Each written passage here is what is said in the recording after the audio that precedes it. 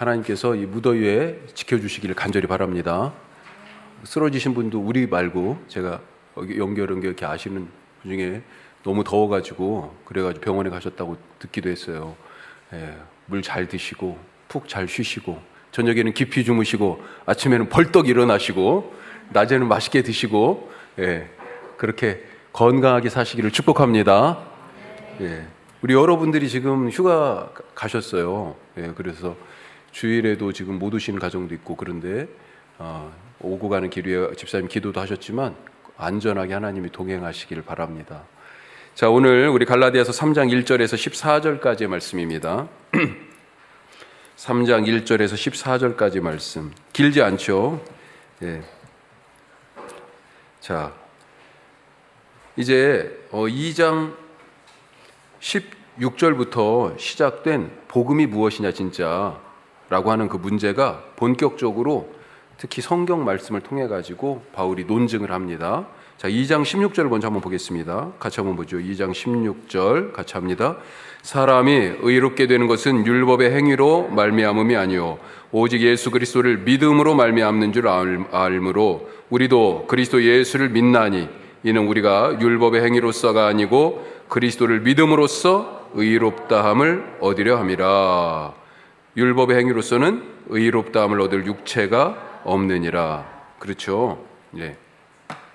여기에서 이렇게 선언을 하고 의롭게 되는 것은 율법의 행위가 아니라 예수님을 믿음이다 라고 하는 이 선언을 이 이후에 이제 반복해서 계속해서 여러 가지 방법으로 논증을 합니다.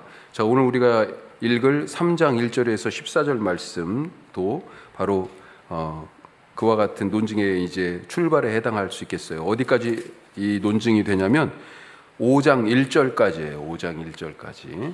자, 우선 우리 3장 말씀을 같이 그래서 한번 쭉 읽고 내용을 정리 한번 해보고 그 내용 속에 들어있는 교훈과 의미들을 조금 더 짚어보는 그런 순서로 하겠습니다.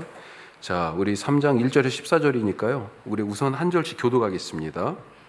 어리석도다 갈라디아 사람들아 예수 그리스도께서 십자가에 못 박히신 것이 너희 눈앞에 밝히 보이거늘 누가 너희를 꾀더냐.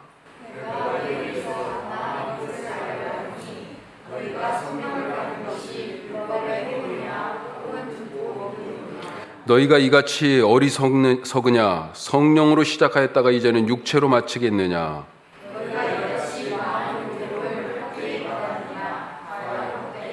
너희에게 성령을 주시고 너희 가운데서 능력을 행하시는 이의 일이 율법의 행위에서냐 혹은 듣고 믿음에서냐.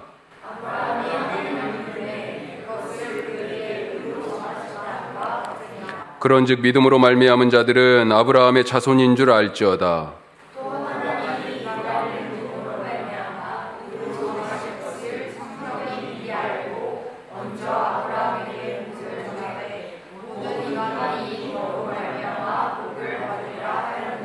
그러므로 믿음으로 말미암은 자는 믿음이 있는 아브라함과 함께 복을 받느니라.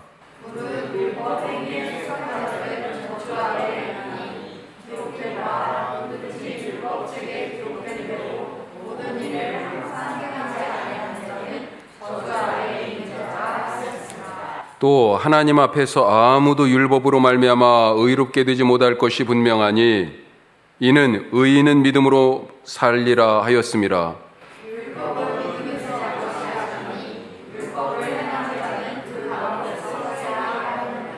그리스도께서 우리를 위하여 저주를 받은 바 되사 율법의 저주에서 우리를 속량하셨으니 기록된 바 나무에 달린 자마다 저주 아래 있는 자라 하였음이라.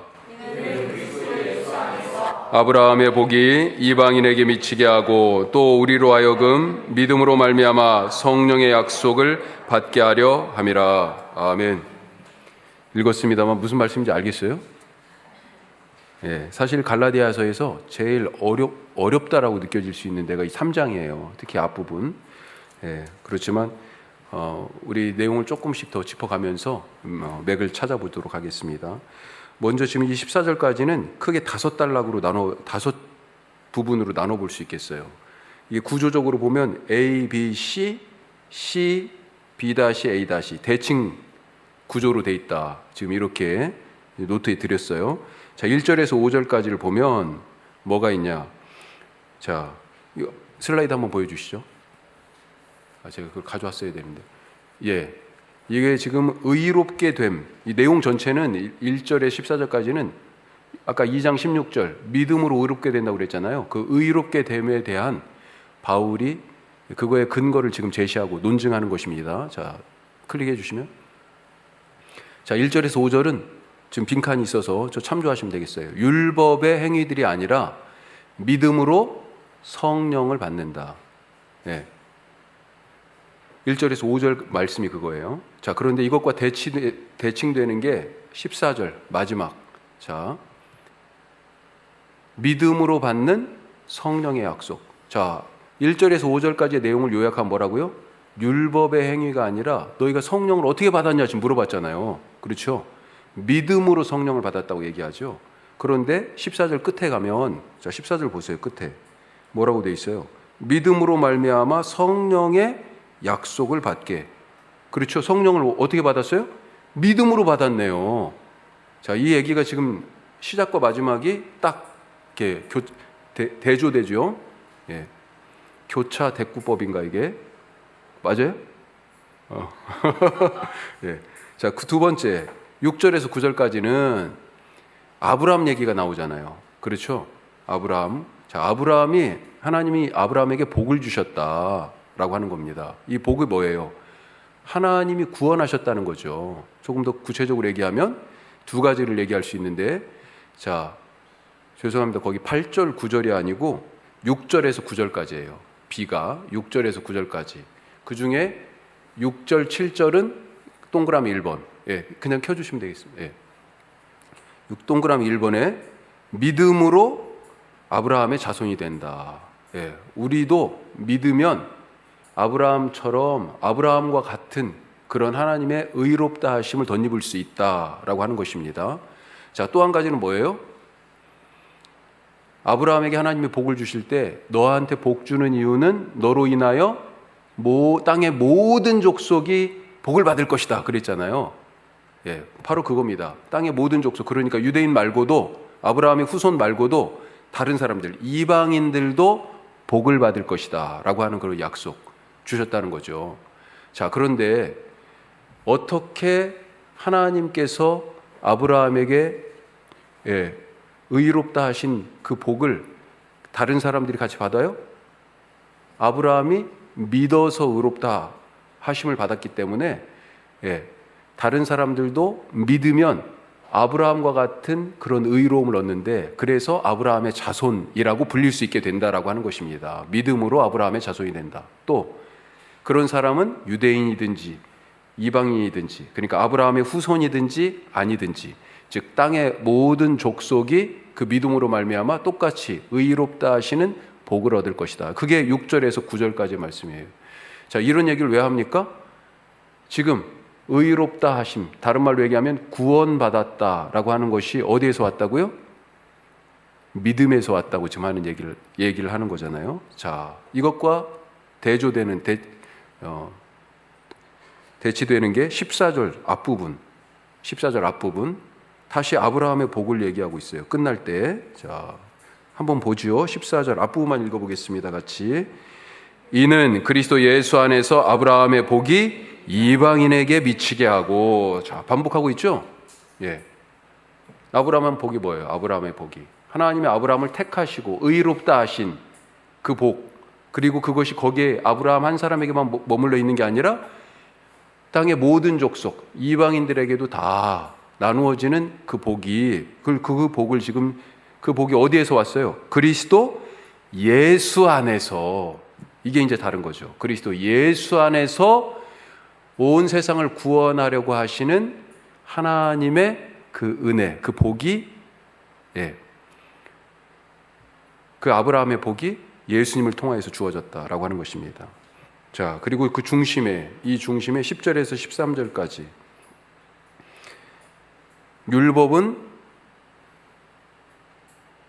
율법은 저주를 가져오지만 예수님은요, 그 저주에서 우리를 속량하셨다. 자, 왜 저주가 왔어요? 율법을 지키지 않으니까 너 죄 졌어, 너 죄 졌어. 그 죄 아래 전부 다 있으니 저주라고 얘기하는 것입니다. 그런데 예수님이 어떻게 됐어요? 십자가에서 그 모든 저주, 그 죄를 짊어지시고 죽으셨기 때문에, 죄값을 치르셨기 때문에 그걸 속량이라고 얘기하잖아요. 예. 그것에 대하여서 말씀하는 게 10절에 13절 말씀입니다. 자, 이와 같은 구조를 가지고 우리가 조금 더 들어가서 몇 가지만 더 살펴보도록 하겠습니다. 이게 이 부분 중에서 오늘 다 다루지 못하는 부분들이 있어요. 그것은 뒷부분에 가서 또 나오기 때문에 다시 말씀드리고, 오늘 여기에서만 그래도 몇 가지만 다뤄보면요. 첫 번째, 1절 말씀을 다시 한번 볼게요. 바울의 심정이 지금 어떻겠습니까? 갈라디아 교회에 쓴 이 편지를 쓸 때 바울의 심정. 자, 1절이 이렇게 되어 있습니다. 어리석도다 갈라디아 사람들아, 예수 그리스도께서 십자가에 못 박히신 것이 너희 눈앞에 밝히 보이거늘 누가 너희를 꾀더냐. 지금 꾀임에 빠졌다는 거 아니에요. 우리 지금 이 번역에는 없는데, 개역 개정에는 없는데, 헬라어 원문에 보면 맨 처음에 호라고 딱 한 스펠이 하나 딱 써 있습니다. 이렇게 W 비슷한 거. 이게 뭐냐면 오 이거예요. 오 어리석은 사람들아, 이렇게 시작하는 거예요. 사실은 바울이 깜짝 놀랐어요. 오 하는 감탄사와 함께 너희가 어리석도다. 아주 한숨을 그냥 푹푹 쉬며 탄식하는 소리가 지금 들리는 겁니다. 바울이 갈라디아 교회의 이야기들을 지금 멀리서 듣고 깜짝 놀란 거예요. 탄식이 절로 나와요. 1장 6절에서도 비슷한 얘기가 나왔습니다. 너희가 어쩌면 그렇게 속히 복음을 떠나서 다른 복음을 따르는 것, 이것을 내가 이상하게 여긴다. 지금 뭐 어떻게 된 건지 나도 어리둥절해. 이런 얘기가 1장에도 이미 있어요. 같은 맥락입니다. 자, 왜 바울이 이런 탄식을 내뱉었을까?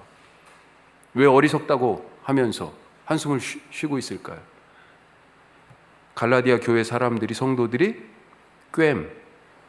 유혹에 빠졌기 때문에, 유혹에 빠져서 미혹되었기 때문에 그렇다. 자, 1절 말씀이 그렇잖아요. 끝에 뭐라고 돼 있어요? 누가 너희를 꾀더냐. 여기서 꾀다라고 하는 헬라 말은 어떤 뜻이냐면요,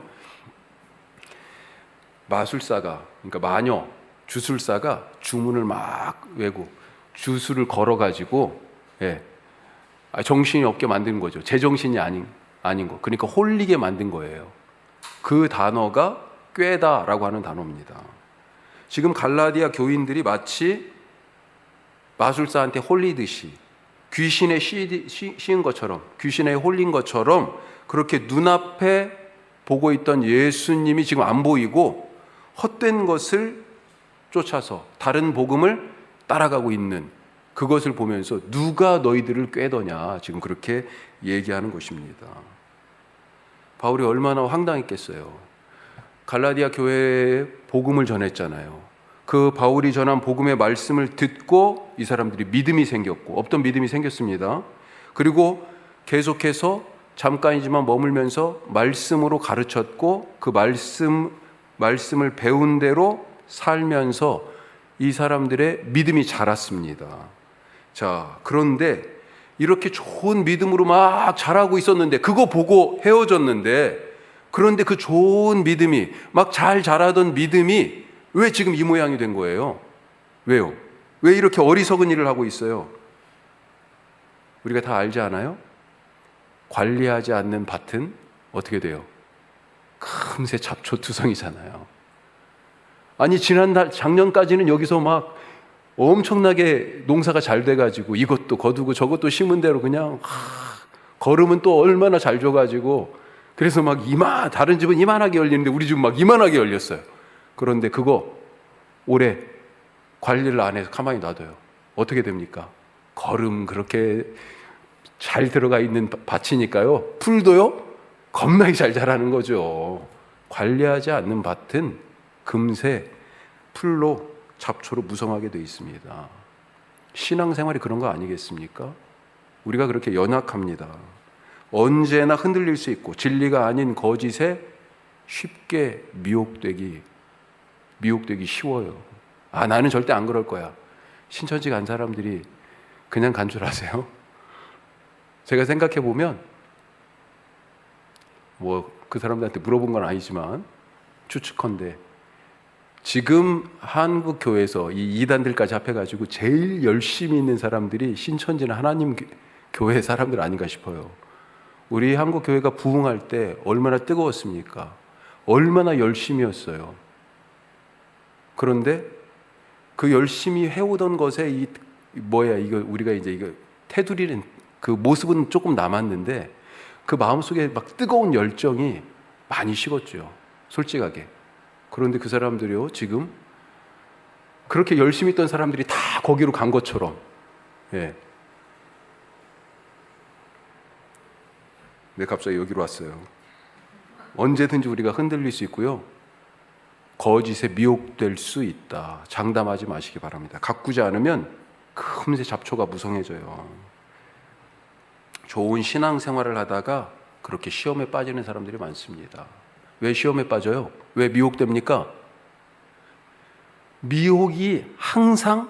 시험이 항상 있기 때문이에요. 세상은 시험투성입니다. 미혹하는 일들이 계속 있기 마련이에요. 그런 것이 없는 세상이 없어요. 성도들은 기본적으로 미혹당하게 되어 있습니다. 예. 그러면 어떻게 해야 돼요? 그 시험을 이겨야 되죠. 어떻게 이길 수 있어요? 예수님이 보여주셨잖아요. 말씀과 기도로 이기실 수 있길 바랍니다. 광야에서의 시험, 뭘로 이기셨어요? 마귀가 특별히 3번이나 시험했다고 지금 나와 있잖아요. 그 3번이 3번뿐이겠어요. 수도 없이 했겠죠. 그런데 그 중에 지금 3번만 기록되어 있어요. 핵심적인 3개. 그때마다 마태복음 4장 이 광야에서의 시험에서 예수님이 어떻게 이기셨어요? 물리치셨어요? 뭘로? 말씀으로. 그러니까요, 심지어는 사탄도요, 말씀으로 예수님을 시험했어. 와, 나중에 마태복음 4장 다시 읽어보세요. 그 시험 받는 기사. 마귀가 그 정도로 영악하다니까요. 예. 또 한 가지, 예수님이 시험 받으시면서 말씀으로 시험을 이기던, 그 유혹을 이기던 그 자리가 어디예요? 광야잖아요. 광야에서 예수님 뭐하고 계셨습니까? 기도하고 계셨잖아요. 기도. 시험을 이기는 또 한 가지 방법은 기도입니다. 심지어 예수님이 십자가를 지기 전에도 유혹을 받았어요. 시험했어요, 마귀가. 그래서 제자들에게 뭐라고 말씀하셨습니까? 시험에 들지 않게 깨어 기도하라. 저는 이 말이 사실은 제자들에게 당부하신 말이지만 사실은 예수님이 당신에게 하신 말씀 아닌가 싶어요. 제자들에게 시험에 들지 않게 깨어 기도하라고 말해놓고 예수님 돌 던질 즈음 그 정도쯤 떨어져가지고 혼자 기도하셨잖아요, 또. 그런데 예수님이 흔들렸잖아. 흔들렸다는 표현이. 그런데 뭐라고 기도했어요? 할 수만 있으면 이 잔을 내게서 옮기시옵소서. 십자가를 지금 지고 싶지 않은, 메시아로서 사람들이 쉽게 인정할 수 있는 방법이 있다고 광야에서 시험부터 사탄이 얘기했잖아요. 네. 너 성전 꼭대기에서 뛰어내려가. 아니, 사람들이 그거 보면 아무나 못하는 거잖아요. 너를 하나님의 아들이라고 인정해 줄 거야. 바로 그 얘기죠. 그런 쉬운 길로 계속 십자가를 지기 전까지 유혹을 받았다고요. 그래, 제자들에게 시험에 들지 않게 깨어 기도하라. 이 얘기는 사실은 예수님 자신에게 한 말 아닌가.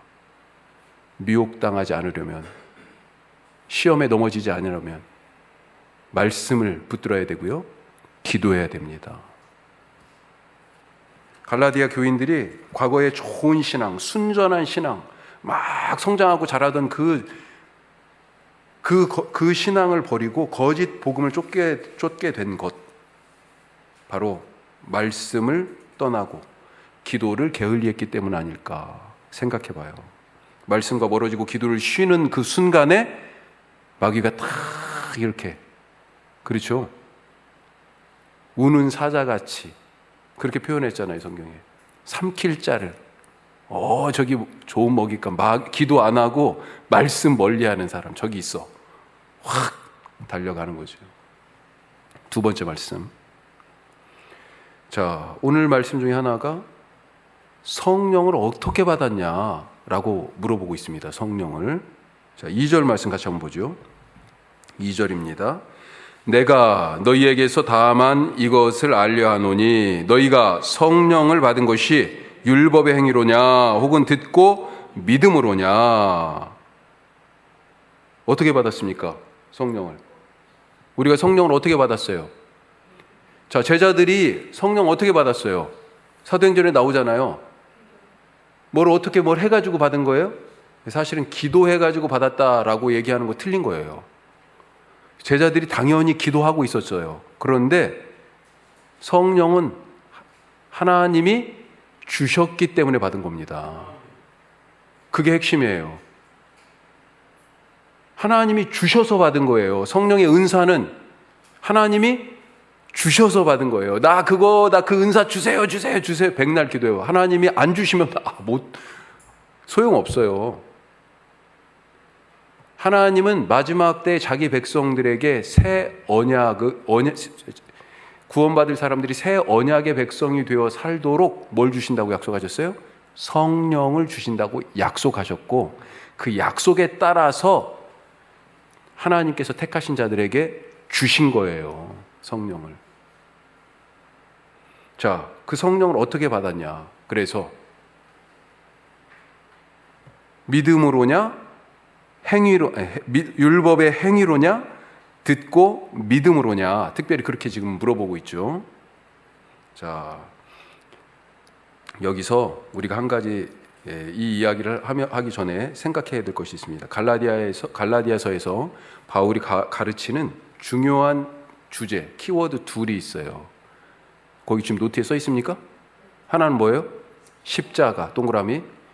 또 하나는요? 성령. 이 두 가지를 꼭 기억하시기 바랍니다. 십자가와 그리스도의 죽음, 갈라디아서를 읽으면서 이게 하나의 중요한 키워드고요. 또 한 가지 제일 많이 나오는 단어, 오늘 말씀에서도요, 제일 많이 나오는 단어가 뭐예요? 성령이에요. 성령. 사실은. 예. 자, 그래서 거기 제가 이번엔 좀 길지만 아예 노트에 써놨습니다. 거기에. 자, 뭐라고 돼 있어요? 십자가의 그리스도의 죽음을 통해 죄사함이 거저 은혜로 우리에게 주어졌어요. 구원은 그렇게 우리에게 하나님께서 베풀어 주신 은혜, 하나님의 능동적인 행위예요. 하나님의 주도적인 행위예요. 자, 그렇게 해가지고 구원의 은혜, 죄사함의 은혜가 주어졌어요. 자, 이것이 어떻게 우리 것이 됩니까? 이렇게 그리스도 안에서 은혜로 거저 주어진 죄사함과 구원의 기쁜 소식을 다른 말로 복음이라고 얘기하는 거잖아요. 굿뉴스, 복음. 자, 이 죄사함과 그래서 구원받았다는 이 복음, 기쁜 소식을 어떻게 해요? 듣고예요. 넘겨주십시오. 예. 듣고. 한번 눌러주세요. 예. 자, 들었으니 어떻게 됩니까? 믿게 돼요. 믿어. 예. 듣고 믿음으로. 그 다음에 믿으니 어떻게 됐어요? 성령을 받아요. 이 지금 중요한 얘기예요. 듣고 그랬더니 믿음이 생겼어요. 자, 그랬더니 이 믿은 자에게 성령을 부어주셨어요. 자, 성령을 부어주시니 어떻게 됩니까? 의롭게 된 거예요. 의롭게. 하나님과 올바른 관계. 의롭게를 우리 지난주 말씀 읽을 때 하나님과 올바른 관계에 들어갔다라는 말로 공동번역 읽었잖아요. 예. 의롭게 됐습니다. 자, 하나님과 온전한 올바른 관계가 맺어졌어요. 그랬더니 이제 하나님이 어떻게 돼요? 나의 아버지가 되는 거예요. 아무나 하나님을 아버지라고 부릅니까? 성령이 없는 사람이 하나님을 어떻게 아버지라고 불러요? 구원받지 않은 의롭게 되지 않은 사람이 어떻게 하나님을 아버지라 불러요? 자, 그렇게 해가지고 신분이 바뀐 겁니다. 이제 이 사람이 하나님의 자녀가 됐어요. 자, 그 다음에 그랬더니 성령님이 한 번 더 클릭해 주시면 성령님이 그 하나님의 자녀된 그 사람 안에 거하셔요. 거하셔. 이게 참 대단한 은혜죠. 자, 그 믿는 자 안에 거하시며 그 다음에 어떻게 해요? 사랑으로 역사하는 믿음의 삶. 사랑으로 역사하는 믿음의 삶. 이게 뭐예요? 바로 율법에서 얘기하는 거룩하게 구별된 삶이에요. 이 율법의 핵심이 뭡니까? 가장 큰 계명, 율법을 쫙 빨랫줄처럼 꿰는 그 줄, 그게 뭐라고 그랬어요? 사랑이라고 얘기하셨잖아요. 예수님이. 사랑. 이 사랑이 율법과 선지자의 강령이니라. 이 강령이 빨랫줄이라는 뜻이에요. 빨랫줄. 모든 계명이 이 줄에 다 걸려 있어. 성령이 우리 안에 거하시니까 어떤 삶을 살아요? 율법을 완성하는 삶을 살아가게 된다는 겁니다. 여기에 이제 율법의 의미가 있는 거예요. 더 나아가서 뭐예요? 의의 소망으로 이끌어 가십니다. 자, 의의 소망이라는 거 뭐예요? 소망이니까 뒤에 오는 거잖아요. 그렇죠? 지금 있는 거 무슨 소망이에요? 지금 있는 건 이미 얻었는데 소망이니까 앞으로 미래에 있을 거예요. 자, 의는 뭡니까? 생명이죠. 생명. 그렇죠? 미래에 있을 생명, 이게 뭐예요? 영생을 얘기하는 겁니다. 영생. 성령님이 우리 안에 거하셔서 지금 현재 이 율법을 완성하는 구별되고 거룩한 백성으로서의 삶을 살게 하셔서 우리를 어디로 이끌고 가셔요?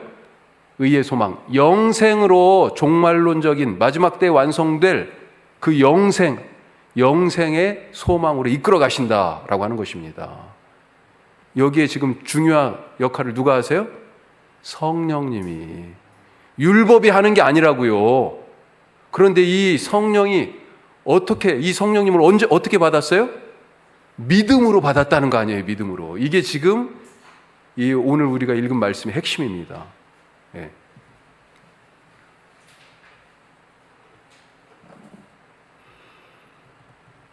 자, 이 성령 어떻게 받았어요? 믿음으로 받았어요. 믿음으로. 성령을 어떻게 받았냐 이 얘기는 우리 아까 시작할 때 읽었습니다만 2장 16절에 우리가 어떻게 의롭게 되었냐. 왜? 성령 받으니 의롭게 되고 하나님을 아빠 아버지라고 불렀잖아요. 우리가 어떻게 의롭게 되었냐라고 하는 질문하고 그래요. 똑같아요. 2장 16절 다시 한번 읽어보죠. 자, 성령을 어떻게 받았냐 이 얘기는 너희가 어떻게 의롭게 됐냐 이 질문하고 같아요. 2장 16절입니다. 사람이 의롭게 되는 것은 율법의 행위로 말미암음이 아니요 오직 예수 그리스도를 믿음으로 말미암는 줄 알므로. 아멘. 듣고 믿음으로 의롭게 되었고 또 믿음으로 성령을 받았음을 우리가 아시기를 바랍니다. 여기에 율법의 행위가 끼어들 틈이 없어요. 자, 이제 오늘 말고 다음 뭐 이렇게 계속 이어서 이 율법의 행위라고 하는 것의 의미가 무엇인지 그걸 이제 조금 더 얘기해 볼 텐데, 하여튼 율법의 행위, 특별히 짧게 우선 얘기하면 할례, 안식일법, 그 다음에 음식 먹는 법, 특별히 이런 것들이에요. 왜? 율법에 있어서 이웃을, 우리가 레위기 말씀도 봤지만 레위기, 민수기, 신명기 정말로 주옥과 같은 말씀들이 있지 않아요? 어떻게 사람들을 종을 해방하라고 그러잖아요. 안식년, 희년, 땅을 놀리라. 이런 말씀들은 뭐예요? 정말 하나님께서 우리가 어떻게 하면 같이 함께 행복하게 살도록 우리에게 주신 그런 법들 아니에요? 그러니까 이 율법의 행위가 필요 없다는 게 절대 아닙니다. 할례나 무할례나 필요가 상관없지만 이런 얘기들이 나오잖아요. 그리스도 예수 안에서는 할례나 무할례나 효력이 없으되 사랑으로서 역사하는 믿음뿐이니라. 이런 말씀이 나와요. 5장 16절에 갈라디아서. 이건 할례든지 무할례든지 상관없다는 거죠. 바울이 무할례를 주장하는 게 아니에요, 절대. 예. 자, 이 의미는 나중에 좀 더 가서 살펴보도록 하겠습니다. 자, 하여튼 이렇게 성도의 구원과 구원받은 성도의 삶에 있어서 가장 중요한 것이 뭐예요? 십자가와 성령이다. 십자가와 성령. 그것이 갈라디아서에서 바울이 구원과 구원받은 성도의 삶에 대해서 얘기할 때 중점적으로 얘기하는 것이에요. 자, 3번. 자, 그러면 아까 성령을 어떻게 받았냐? 믿음으로요. 자, 그러면 한 걸음 더 나아가서 그러면 믿음은 어디에서 왔는가? 믿음이 어디에서 왔습니까? 오, 그렇죠. 이미 얘기했어요. 믿음은 들음에서 왔어요. 들음에서. 예. 지금 우리가 2장 16절도 읽었고 그 다음에 3장 2절에서도 똑같이 성령이 어디에서 왔어요? 믿음에서. 예. 의롭게 된 것도 믿음 때문이다. 자, 그러면 이 믿음은 어디서 왔어요? 들음에서 왔어요. 들음에서. 2장 끝에 한번 다시 한번 보죠. 뭐라고 되어 있습니까? 2장 끝에. 성령을 받은 것이 율법의 행위로냐 혹은 듣고 믿음으로냐. 2장 끝에. 그렇죠? 믿음은 들음에서 와요. 우리 로마서 10장 17절에서도 아주 정확하게 얘기하고 있죠. 믿음은 들음에서 나며 들음은 그리스도의 말씀으로 말미암는다.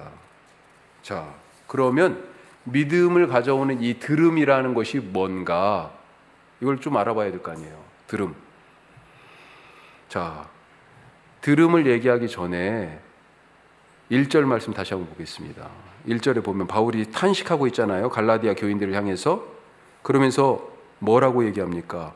예수 그리스도께서 십자가에 못 박히신 것이 너희 눈앞에 밝히 보이거늘.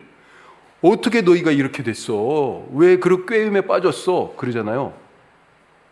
아니, 예수님이 십자가에 못 박히신 예수님이 너희 눈에, 갈라디아 사람들 눈에 지금 밝히 보인다고 바울이 얘기하잖아요. 맞는 얘기입니까 이거? 바울 자신도 십자가에 못 박히신 예수님을 못 봤잖아요. 예? 그런데 갈라디아 교인들이 정말 예수님이 십자가에 못 박히신 것을 지금 눈앞에 봤다는 말입니까? 아니죠. 이게 무슨 얘기예요?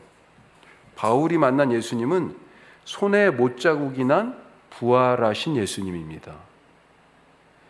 바울은 그 예수님을 말로 갈라디아 교인들에게 증거했어요. 그래서 갈라디아 교인들이 십자가와 부활의 예수님을 만나게 된 것입니다. 여기서 중요한 것은 바울이 복음을 단지 말로만 전한 것이 아니라 말뿐 아니라 삶을 통해서 십자가와 부활의 예수님을 보여줬다는 것입니다. 보여줬어요. 그 결과 갈라디아 교인들을 뭐라고 얘기해요?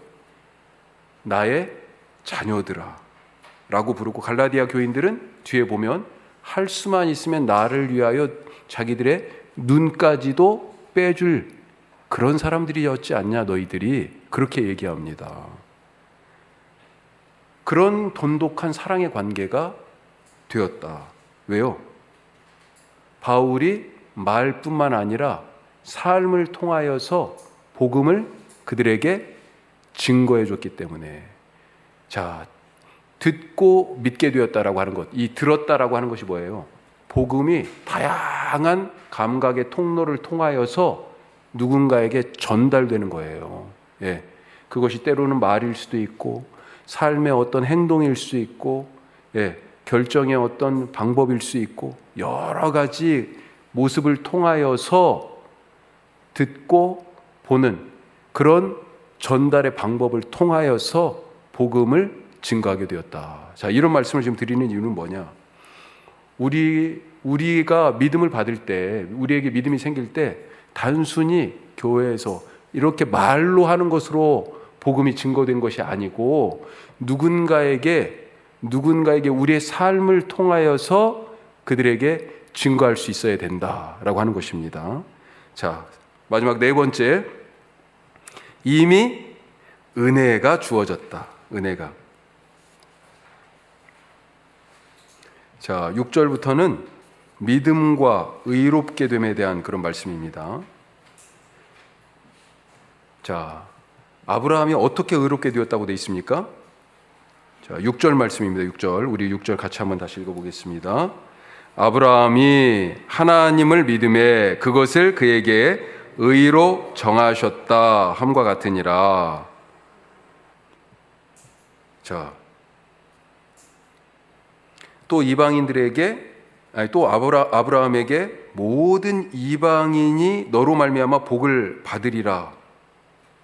예, 그렇게 또 말씀하셨는데요. 그것처럼 이방이 믿음으로 의롭게 될 것을 미리 하나님께서 말씀하셨다는 겁니다. 자, 이때 어땠습니까? 이때 아브라함에게 의롭게 된다. 하나님이 말씀하시니까 그것을 믿었어요. 그래, 하나님께서 그것을 의로 여기셨다라고 하셨는데, 자, 이 인용의 말씀이 창세기 15장에 있습니다. 한번 찾아보죠. 자, 창세기 15장 6절. 창세기 15장 6절입니다. 같이 해요. 아브라함이 여호와를 믿으니 여호와께서 이를 그의 의로 여기시고.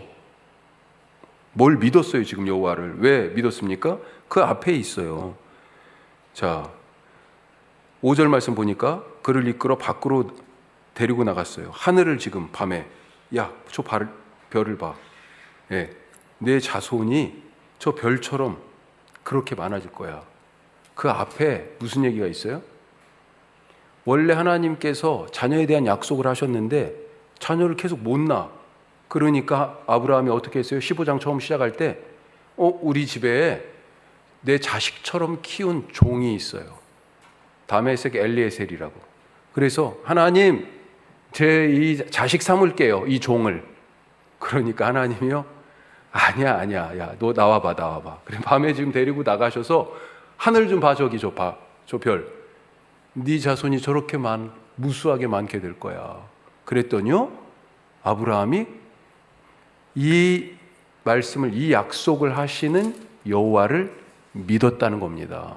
그리고 하나님께서 그것을 그의 의로 여기셨다라고 하는 거예요. 자, 이때 의롭게 된 이 아브라함, 의롭다는 거 뭐예요? 하나님과 제대로 된 올바른 관계가 만들어졌어요. 다른 말로 구원의 역사가 일어났어요. 하나님의 자녀가 되었어요. 자, 이 의롭다함을 얻은 이 일이 언제 일어난 거예요? 할례 받기 전이에요. 여기가 15장이잖아요. 할례 받은 이야기는 17장에 나옵니다. 17장에. 율법은요, 그것보다 430년이 더 지나서 출애굽해가지고 시내산에서 모세라는 중재자를 통해서 하나님이 주신 거예요. 율법은 할례보다 430년이 더 늦게 제정됐고요. 하나님이 의롭다 하신 것은 이 할례나 율법보다 훨씬 더 이전이다 라고 하는 것입니다. 할례도 없고 율법도 없지만 하나님께서는 아브라함에게 구원의 은혜를 주셨다는 것입니다. 그래서 이미 은혜가, 행위 이전에 이미 하나님의 구원의 은혜가 주어졌다라고 하는 거죠. 아브라함이 이때 사실은 의롭게 된 것, 하나님이 의롭다 하신 것이요, 아브라함이 도덕적으로 완벽하고 흠이 없는 그런 사람이어서가 아니에요. 이게 아직 율법은 없지만 율법의 관점에서 보면 율법적으로 완전한 사람이어서 아브라함이, 야, 너 의로워, 넌 구원받을 자격이 있어, 이렇게 말씀하신 게 아니라는 거잖아요. 우리가 알다시피 몇 가지만 들추어내도 아브라함이 얼마나 약점이 많은 사람입니까? 자기 아내를 누이라고 거듭거듭 반복적으로 속였잖아요. 그라랑 아비멜렉, 그 전에는 애굽 왕 바로에게 가가지고 자기 목숨 구하려고. 심지어는 어떤 사건도 있냐면 창세기 17장에 2장 더 뒤로 가서 17장에 할례를 받는 일이 있다고 그랬잖아요. 할례를 하나님이 이제 행하라고 그랬어요. 그런데 그 뒤에 하나님이, 그때가 99세 때예요. 하나님이 야, 내년 이맘때쯤에 이 집에, 니네 집에 이제 드디어 아들이 있을 거야. 애기 울음소리가 있을 거야. 그런데요, 그 이야기를 듣고 아브라함이 엎드려서 웃어버렸어요. 이거 하나님 무슨 소리예요? 창세기 17장 17절 말씀입니다. 그게. 아니, 할례까지 있는, 그러니까 율법적으로 그런 구원이 충분히 있다라고 얘기할 수 있는 그런 사람이 지금 하나님이 말씀하시는데 엎드려서 하나님 너무 웃기지 마세요. 안 되는 얘기잖아요. 내가 99살이고 지금 사라가 지금 90살인데 거기서는 100살, 90살 이렇게 나와요. 하여튼 그런데 어떻게 나와요? 이렇게 엎드려서 웃어요. 하나님의 말씀에. 그런 사람이었습니다. 이때는 이미 할례 행위가 있었음에도 불구하고 믿음이요 왔다 갔다 해요. 그럼에도 불구하고 하나님은 그의 연약한 믿음을 참아주시고 붙잡아 주셨습니다. 어쩌면 할례는 저는 이렇게 생각해요. 그 연약한 믿음을 붙잡아서 내가 너에게 약속한 것을 이루겠다라고 하는 그것을 잊지 말라라고 하는 표시로 주신 거 아닌가. 우리를 의롭게 하는 것은 어떤 행위나 그런 표시나 의식, 유대인들 같으면 할례고 기독교인들 같으면 세례고, 세례가 구원을 합니까? 세례 예식이요? 가톨릭 교회에서는 성찬이 은혜가 주입되는 통로로 여겨요. 설교는 안 해도 성찬은 미사에 꼭 있어야 돼. 그런 의식이나 그런 행위나 그런 절차를 통해서 우리가 의롭게 되는 거예요? 아니잖아요. 그렇죠? 우리가 의롭게 되는 것은 전적인 하나님의 은혜이고요. 그 은혜 안에 내가 들어가 하나님과 올바른 관계를 맺을 때 하나님께서 의롭다 하시는 것을 믿으시기 바랍니다. 기도하겠습니다. 하나님, 오늘 이 말씀 붙들고 우리 기도하는데 생각나시는 대로 기도하시죠. 우리 미혹되지 않기 위해서 갈라디아 사람들 좋은 믿음으로 자라고 있다가 마치 귀신에게 홀린 듯이 마녀에게 꾀임을 당하듯이 주문이 걸린 것처럼 어떻게 이렇게 됐어요? 돌보지 않은 신앙은 순식간에 잡초가 무성한 밭과 같습니다. 시험을 어떻게 이겨요? 시험이 없으면 돼요? 시험은 있게 마련이에요. 시험 없는 세상을 찾지 마시기 바랍니다. 그런 세상 없어요. 시험은 이겨야 되는 겁니다. 말씀과 기도로. 주님, 게을리하지 않게 하여 주옵소서. 기도하시고 어떻게 성령을 받았습니까? 어떻게 의롭게 됐어요? 믿음으로. 주님, 그 믿음 주시옵소서. 그런데 그 믿음이 어디에서 왔어요? 다양하게 우리에게 주시는, 들려주시고 보여주시고 먼저 우리에게 복음의 통로가 되어 우리에게 복음을 전해준 분들이 있어요. 우리도 그런 통로가 되는 삶을 살게 하여 주시옵소서. 기도하시고 이미 은혜가 주어졌어요. 우리가 뭘 하기도 전에 하나님은 그런 분이십니다. 그런데 나에게는 은혜가 없어. 그렇게 혹시 생각하며 살지 않습니까? 이미 주어졌어요. 하나님이 이미 주신 줄 믿습니다.